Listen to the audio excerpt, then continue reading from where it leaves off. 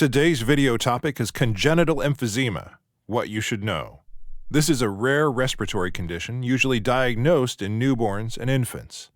It is sometimes diagnosed in adults, but in a mild form.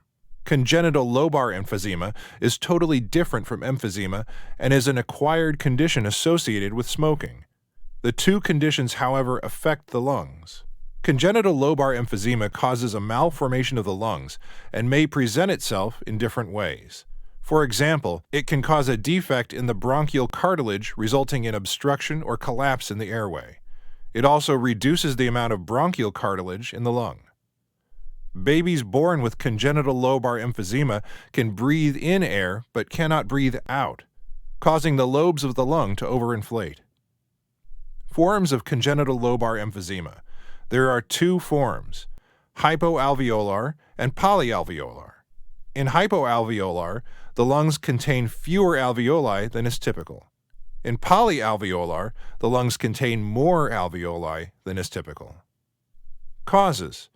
CLE can be caused by a mutated gene inherited from either parent. The gene can be passed from only one parent because it is a dominant gene.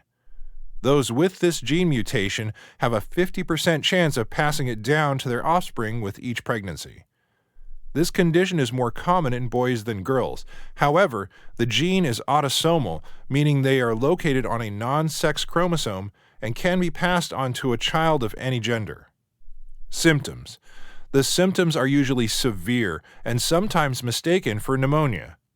They include wheezing, trouble breathing, trouble feeding, rapid breathing, respiratory retractions, enlarged chest, cyanosis, and compressed lung tissues. Adults with congenital emphysema may be asymptomatic or have symptoms like coughing and recurrent pneumonia. Diagnosis. Prenatal diagnosis helps you get prepared on controlling the symptoms at birth.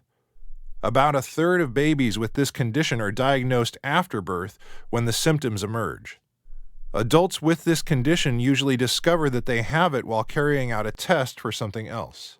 You should get medical support immediately after you discover that your baby is showing symptoms of this condition.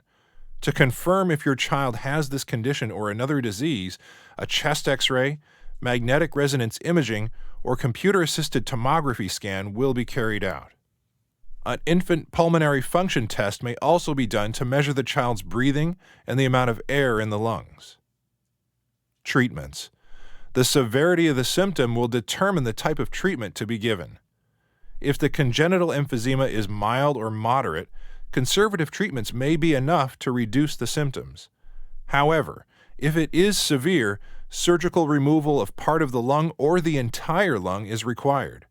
Although this sounds scary, lung surgery enables normal lung function and helps to reduce or eliminate respiratory symptoms.